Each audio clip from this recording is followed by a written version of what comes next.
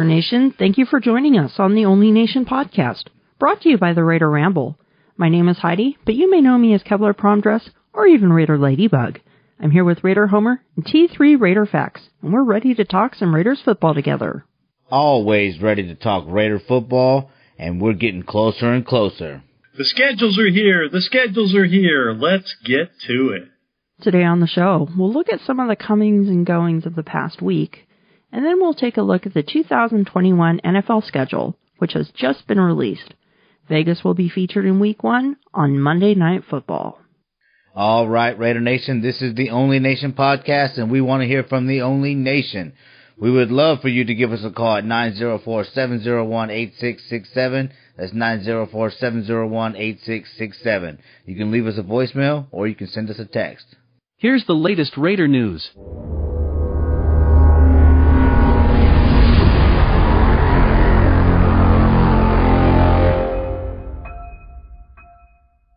There were several undrafted free agents that the Raiders signed, which we mentioned on last week's show. One that we failed to mention was guard Markel Harrell, who was signed a day after the release of safety Jeff Heath. The 6'3", 307-pound native of Fairburn, Georgia, was an undrafted free agent who signed with the Buffalo Bills in 2020. Prior to that, Harrell was a 2-year starter at Auburn and was named third-team All-SEC by Phil Steele in 2018. Harrell was also a 5-time member of the SEC Academic Honor Roll, so here's another big, strong, smart guy to potentially add to that offensive line depth. How did we miss this, y'all? I know.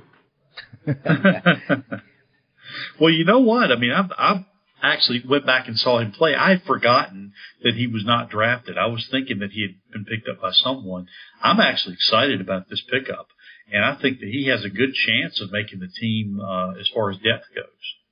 The Raiders signed free agent wide receiver Caleb Scott. The 6'2", 203-pound wideout from Vanderbilt has been in the league 3 seasons, 2 with the Seattle Seahawks in 2018 and 2019, and then last year with the Green Bay Packers.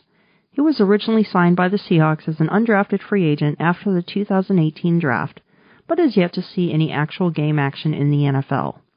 Scott's signing is significant because the Raiders now have 90 men on the current roster, so any more additions will also result in some cuts, prior to eventually cutting down to 53 at the beginning of September. Yeah, Caleb Scott is a camp body. I wish him well, but again, I don't see him making the team. But hopefully he can push some of these other receivers and at least have them feel some heat and make them perform better. You know, this is going to be the case for, a couple of weeks, I would think, or at least a couple of months maybe. But, yeah, we're just going to see a bunch of, camp bodies coming and going. I know there's a lot going on, but I'm excited to see, what we're going to do when we get to the 53-man roster. But, good luck to this kid, I mean, this is a chance for these young players to come in and make a name for themselves. You never know. I mean, keep playing hard because you're going to have that tape. There's going to be somebody that notices you, so good luck to all these guys. But I'm excited for this 53-man roster cut down when we get to training camp. Yeah, they've always got to be ready for next man up. Absolutely.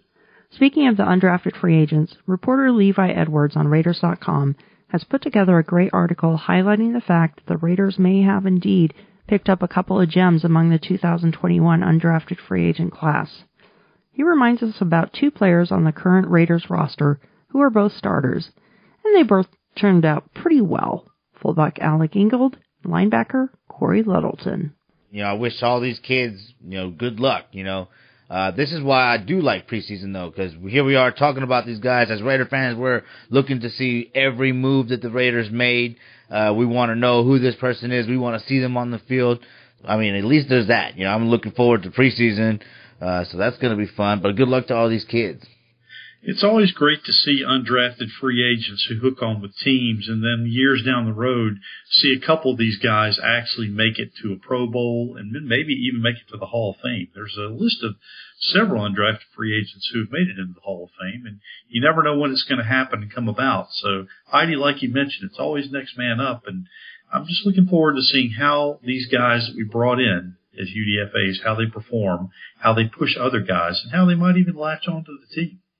And the news of the day, the Raiders will be hosting the Baltimore Ravens at the end of Week 1 on Monday Night Football. ESPN and ABC will air the game, which will not be sharing the spotlight with any other games or teams on Monday night. There's no doubleheader this year as in years past, so the spotlight will be squarely on Vegas and a packed Allegiant Stadium. And I think the thing that excites me more than anything else is the fact that there is no doubleheader Monday night game this year. So not switching from one to another. We're going to get to take in the entire Vegas experience. The whole crew's going to be there. Everything's going to be off the chain. I can't wait for Week 1 against, I guess, probably the hometown team in terms of where I'm living, Baltimore and Washington. But, I would love to be able to make it out for that week. I'm not sure I'll be able to make it, but I will certainly be watching. Well, I'm excited because I'm going to be there. I'm working on an event with Chucky Stuggs, and there's other events that I'll be attending all weekend long, but I'm damn sure excited about this, man. I love going to Vegas. It's addictive going to Vegas, especially with the Raiders there. The Raider Nation's starting to show up. There's been a lot of debate about where the tailgates are going to be, but don't worry about it, Raider Nation. It's coming together, and ChuckyStuggs.com, I think that they're doing a damn good job of getting ready to help kick off this new tailgate era, I guess you could say, in Vegas. But you know what? Monday Night Football. That's the way to be. The Raiders on Monday Night Football. We used to be the kings of Monday Night Football. Let's get back to that. Let's start off with the win this year. Let's make a statement. Let this be a statement game to the rest of the league that, man, we filled in the holes that we had. We're ready to play. We're ready to play for 4 quarters, for a full season, and get all the way to the Super Bowl and win. I'm pumped. I'm pumped because, hey, it's going to be hard to get in, but it's going to be fun to be there. Homer, Heidi and I are not the least bit jealous of you. Just know that. Yeah, not in the least. Not at all. Zero. Hey, come get you a flight. So good on you. Good on you. All right, I know a nice little hotel I can hook you up with. Well, my BFF lives there. Well, there you go. Just get you an airplane ticket. Come on. I need money for that. I think if I went out to Vegas right before my anniversary, I already have my lodging there. It's a big doghouse. Well, there you go. At least you'll be there. And since we're on the subject, why don't we talk the NFL schedule? So where do you want to start? Well, we have already covered Monday night. Let's talk about some of these other primetime games. We are also going to be playing the Chargers at Los Angeles on October 4th, and that's going to be at 5:15 on ESPN. So that will be on Monday night. The Kings of Monday night. Let's take that kingdom back, y'all. Let's take that crown and put it back on our head. Let's get that, Raiders. Let's get those wins. And that will also be our first division game. Right, and then in week two, the Raiders make their first East Coast trip, and they return to Pittsburgh. As I remember, I think the last time that we were in Pittsburgh, that was at the head slap game. I can't remember. Could have been. Are you talking about Richard Seymour? Yeah, I was going to say when Seymour smacked Ben Roethlisberger in the face. That was awesome. Yeah. The NFL is not doing us any favors, that's for sure. I think we have the 6th hardest schedule. Way to go, NFL. I'm glad they're featuring us on Monday night, but they're damn sure trying to drop their hammer on us. But hey, Homer's hammer, you know what I mean? Let's go Raiders, man. Come hard, all 4 quarters. Let's do it, man. We got to be able to travel and beat the Steelers, period. It's been like that forever. So we got to be able to do that. But yeah, this is going to be a tough schedule. Well, I'll tell you what, Homer, it is really going to be a tough schedule if we continue to give up 29 points a game. That's true. I just don't think we're going to be doing that this year. I think that Gus Bradley is a better coach than Gunther, and I think that they were aggressive in the offseason on defense, so they have shown a commitment as a team to the defensive side of the ball. They are looking for that Legion of Boom in the silver and black. You know what I mean? That's what they want. They know that Gruden's been able to plug and play offensive players into his offensive system for years, But his greatest achievement, his greatest year was with that, unfortunately, with that Bucks defense, right? But he was a great offensive guy with us.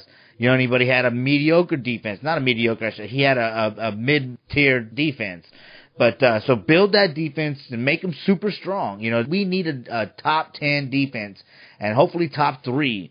Because Gruden, we've talked about it on this podcast, he is conservative. But I like the smash mouth, control the clock, run the ball, and play defense. Force turnovers, give the offensive short field, and pound people into submission. And people are like, well, it's a new league. Yeah, but you know what? If you could dominate on the ground and play defense, then you can win. Yeah, did you guys see that post that I sent you about what the Raiders' schedule would have been last year if we had just an average defense? I glanced at it, but yeah. It was like 11-4. Yeah, the guy took out the Browns game because it took place in a blizzard, but basically it would have been 11-4-1 with an average defense. Yeah. So the offense can carry us. Just give us average. We can just back it down a little bit. And I've heard that on numerous podcasts, and players have been saying it, coaches have been saying it, and I think that if we can just shave it down, yeah. Because it's true.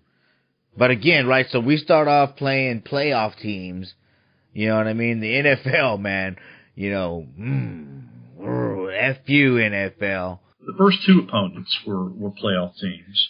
And are historically good teams. It is interesting that the Week 5 matchup is against the Bears, the same week that we matched up with them last time. And it's a home game again, but this time it's an actual home game. Yeah, that's going to be Alex Leatherwood's first really big test. That's true. Yeah, I was just going to say that. Here we go, Leatherwood. If you can play well against Mac, you're going to shut the naysayers up. But again, you know, I like that Leatherwood came in and said, I'm here to prove the Raiders right. That's the kind of player they want. So here you go. This is your first big test. Like, you're going up against a potential future Hall of Famer. So, you know, play hard, brother. Hit him in the mouth, man. Don't let him get that stiff arm on you because he's going to try to bull rush you, man. Chop that down and bam, smack him in the mouth. Well, he may get a good warm-up the week before because depending on where the Chargers place him, he could end up facing up against Nick Bosa the week before he faces Khalil Mack. So it's either going to be him or Miller, one or the other. So one of them is going to get a good test before Khalil Mack even arrives to town. Of course, that Chargers game is in L.A., so that's that 8th home game, or 9th home game, rather. Yeah, 9th. Yeah, I was going to say.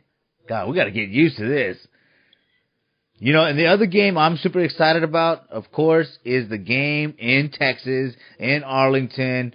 You know, the Black Hole, Austin, Texas chapter is going to be hosting the tailgate with TNBC and Black Pirates.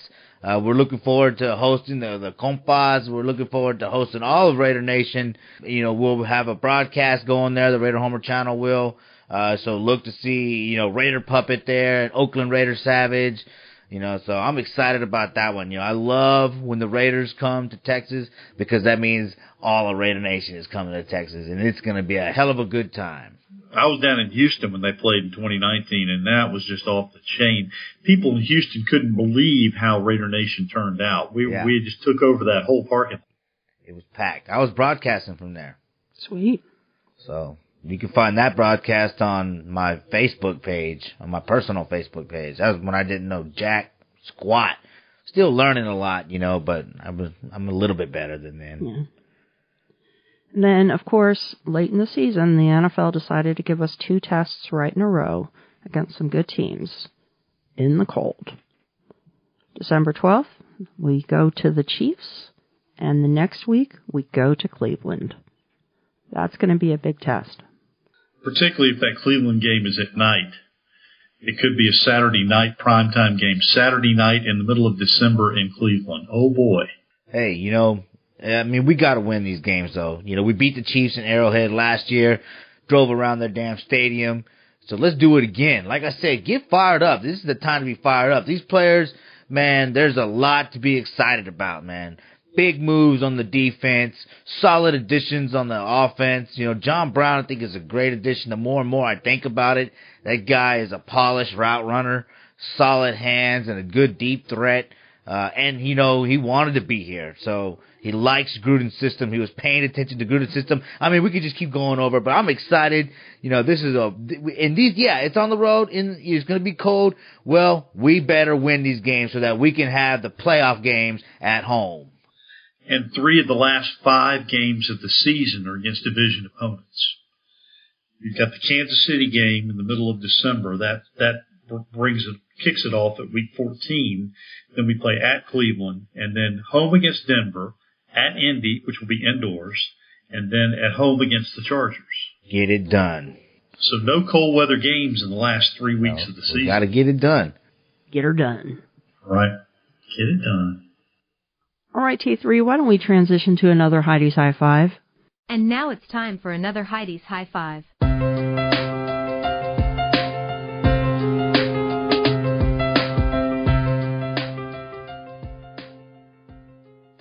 All right, here's this week's version of Heidi's High Five. Number 1, Monday Night Football in Las Vegas. I know. We had a game against New Orleans last year, but this will be different. The bright lights of Vegas will be shining. Things will hopefully be working back to normal. And I hope that Mark Davis himself will be the guy to light the torch to kick things off. Say what you will, but this man has been at the heart of it all and has endured his share of crap along the way. I've taken a moment just to give him his props. Number 2, it's all in the number. Perhaps now that Cleve Earl is getting his old number 99 back, we can see him wreak some havoc like he did back in Clemson. If he's got his health, and this year some help, then I think the number 4 overall pick from 2 years ago can really start to pay some dividends. Number 3, Jonathan Abram. In 2019, I think he was hyped way too much, and then he bought into it. He tried to go out and blow up everything and everyone, including teammates, during practice. My advice to Mr. Abram this year is slow your roll, pay attention, play fundamental football, and don't try so hard to be the guy. If you turn out to be the guy, so be it. But let it happen organically. Don't fall for the hype train banana in the tailpipe. Number 4, I went to the Pro Football Stats for 2020 and discovered that the Raiders gave their opponents a total of 44 first downs by way of penalty last year. Only the Jets gave up more. But Raiders opponents only gave the Silver and Black 32 first downs by way of penalty. If you switch those numbers around, playoffs. I'm just saying. And number 5, they'll be jumping in the club. The Winfield Club, situated at the field level at Allegiant Stadium, will span the entire north end zone and will offer ticketed guests an upgraded high-energy nightlife experience in the center of the action. The nearly 11,000 square foot venue will feature appearances by Wynn Nightlight's legendary roster of world-class DJs, premium bottle service, and over-the-top access that can only be found in Las Vegas. This changes the game as far as in-stadium experiences go, and I can't wait.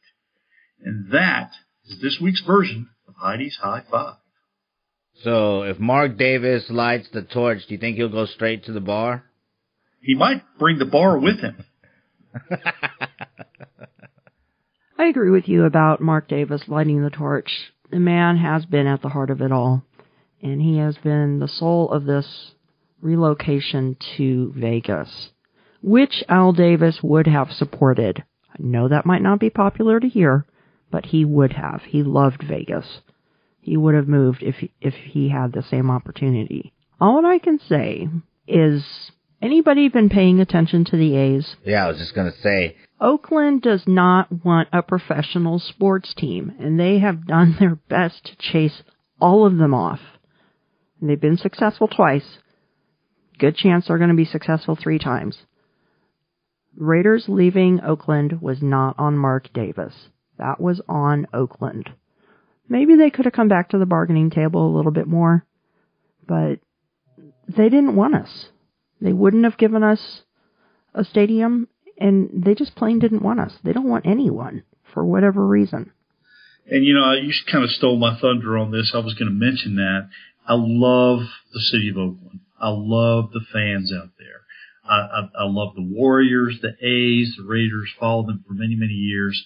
I thought it was inevitable that the Warriors were going to move across into San Francisco. But I thought that there was going to be a way to possibly work out a deal to keep the Raiders in Oakland. And the Davis families really wanted the Raiders to stay in Oakland. I mean, Al Davis was one that got the Alameda Stadium built years ago, and the civic leaders were behind it. There was lots of civic pride. It really solidified the whole fan base and the organization, as well as the city. It was really on the uptick at that point. In the mid-'70s, you had the Warriors, the A's, and the Raiders all got championships. I mean, this was the place to be. So I'm really sad for the fan base, but I saw this coming a long time ago. The city of Oakland just could not and would not pony up and do the things they needed to put forth the kind of facility they needed to hold on to the sports team. Yeah, it's unfortunate that the Oakland fans are going through all of this. But I believe that the Oakland fan base, for the most part, is starting to come around because they do understand that it's the politicians in Oakland that really made a huge mistake with the Warriors, the Raiders, and now the Athletics. It's unfortunate because that's a die-hard city, die-hard fan base, but I think they're starting to come around to Vegas. You're going to see those guys in the Winfield Club, I think, enjoying themselves.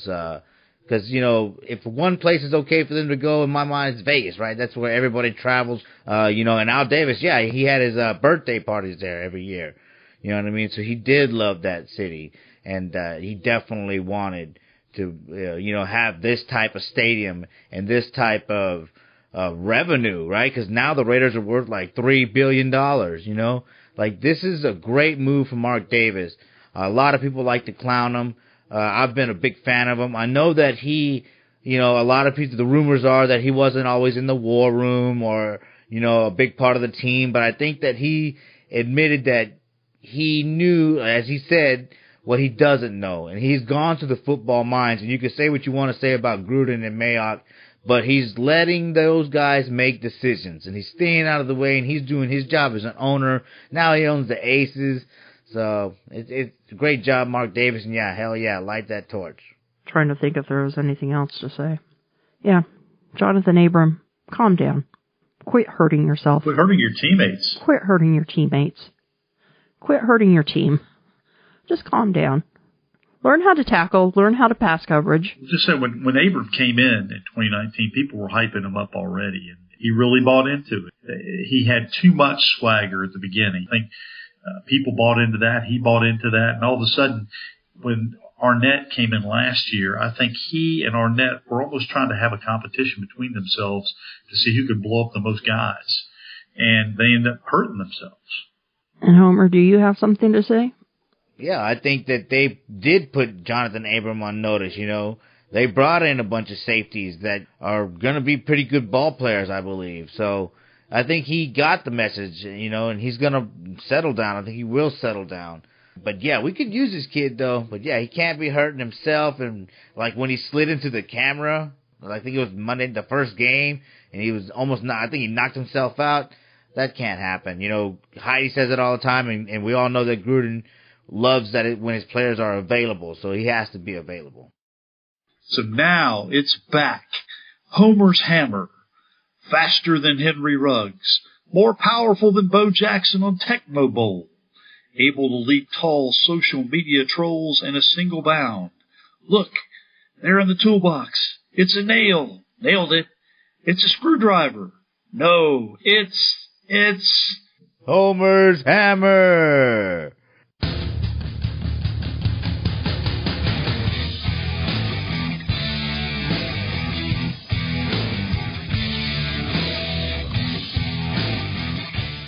Homer's hammer. Yeah, able to leap all social media trolls in a single bound. I was listening to Raider Nation Radio, and they were talking about, being positive, because these players see us out there on social media trolling them. These are big times for us right now, Raider Nation. We are poised to start winning again. So stop with all the social media hate. And stop with trying to label car fans this and car fans that. It's kind of sad to see so many people trying to build a name off of a negative approach to the team when people like Wayne, who's going into the Ford Hall of Fans and has done so much for this team and is recognized by the players, the owner, and all the other fans, they stay positive. He was at the games all the time, man. And he stayed positive. He was in there watching that whole Oakland era, the second era, of Oakland, and he never wavered. So don't take the social media and act like a jackass and try to talk shit to other Raider fans, because you know what? The other fan bases see that too, and they like to laugh at us. And look, man, it's embarrassing, right? Pride and poise has been a saying, a moniker in this franchise forever, man, and it's kind of being forgotten right now. We look like a bunch of pouty ass babies, and it's sickening. All right, if you don't want to be a Raider fan, if you can't take the heat, get the hell out of the kitchen, because it hasn't been easy for 30 years, man. All right, of my life, it hasn't been easy being a Raider fan. But you know what? If you like to say that we are a family, then you need to hold on to that and remember that and look towards your family and say, man, this is rough, but hey, I'm glad I got you, because there are lots of great things to do within the Raider Nation. You know, you can look towards your family and get that moment of, you know, just clarity and just let it go and have a good time, man. But don't take to social media and be a jackass. Don't, you know, go talk shit about these young players, man. Leatherwood, I'm hoping he proves everybody wrong, dude. I was happy that we got the offensive tackle because we needed to fill that hole. All right, now they believe in Leatherwood, so we got to trust our coaches, man. You know, Colton Miller worked out, right? Renfro worked out, right? Remember, they were saying don't take Josh Jacobs. You could have got him in the third round. Now, when he got into the league, people were saying he was comparable to Marcus Allen and Bo Jackson, right? Yes, Abram, we were just talking about he needs to turn it up. But again, we have committed to the defense, and we have brought in a defensive coach that helped orchestrate a Legion of Boom. So just be patient. And I know it's hard to ask a lot of you guys out there that have been watching this team for more than 30 years to do that. But man, just do it, man, because you know, we are right there on the cusp of getting back to our winning ways. All right. I believe in this team. I believe in this owner. I believe in this front office. I believe in this coaching staff. And I believe in the Raider Nation, goddammit. But I'm tired of you sitting there making us all look bad, talking shit about the players. Just stop, Raider Nation. And there it is. I just dropped the hammer on your ass. Woo! Nice. I will quote old Washington football team, formerly Washington Redskins, Coach George Allen, when he first joined the team, and he said, the future is now. And that's the way I look at it with this Raiders team. The future is now. Okay, give us a call at 904-701-8667. Leave a voicemail or text message at that number, or send a message in via social media, and we will share your thoughts. Any calls or emails this week? We did get a few comments on our Spreaker page. Well, let's read those. Give some shout-outs and then read a good one. All right, and a couple of shout-outs that we've got today. John, he left a message on Spreaker for us. Rocking with them, ride or die. But your man was right. Too much neglect at DT for years. Can't excuse that because evidently it's your job to be right minus the hindsight. Because if that wasn't the case, any of us could have the job. But minus all that, good job with the podcast, and go Raiders. These are obviously about our last episode. So missing on some picks. It happens. Decades worth of drafting poorly sets you back arrows. Don't get me wrong, I'm not trying to stay down on them, but what's the point of being a fan? Well, you know, I mean, like I said, you know, it's tough for us Raider fans, but you know you love the team because of the history. It's not just all the winning and things like that, but it's about Al Davis being a philanthropist, right? A guy that cared about people in general. And our culture as a team and a fan base is diverse, and that was represented with our team and in our owner's mind. So there are reasons to be proud to be a Raider and to stick with the team. And yeah, it's been a long time coming, man, but I swear to the football gods, it's coming. It's coming. The future is now. And now it's time for another Homer Did You Know?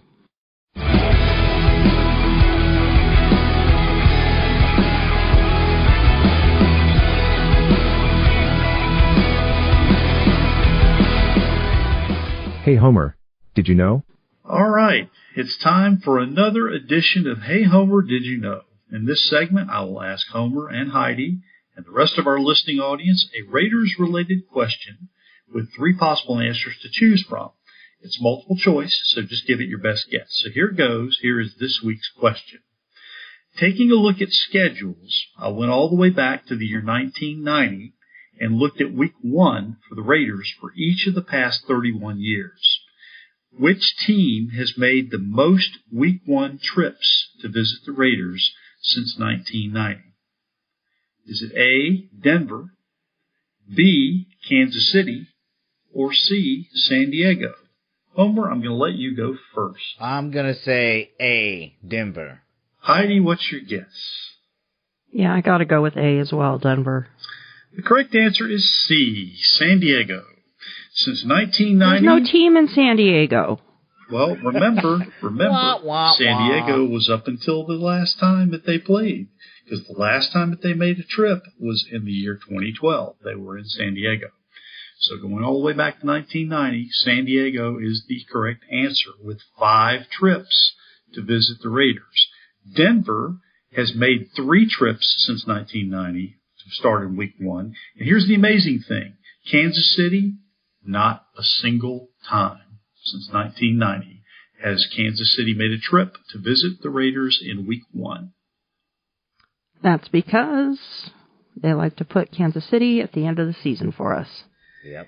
And we're going to have more scheduling fun during next week's show. But for this week, that is this week's version of Hey Homer, Did You Know? Well, I do now. And that about does it for this week on the Only Nation podcast. If you'd like to help support the show, buy us a hot dog at buymeacoffee.com/onlynationpod. You can find me, Heidi Stabbert, on social media as @KevlarPromDress on Twitter and Instagram, or Heidi Stabbert on Facebook. You can also find me on YouTube on Captain Jack Rackham's channel every other Tuesday night. I join the DC wench Peggy Holmes and Andrea Trask on The Captain and His Wenches show. All right, Raider Nation, once again, we want to hear from you. Call us at 904-701-8667.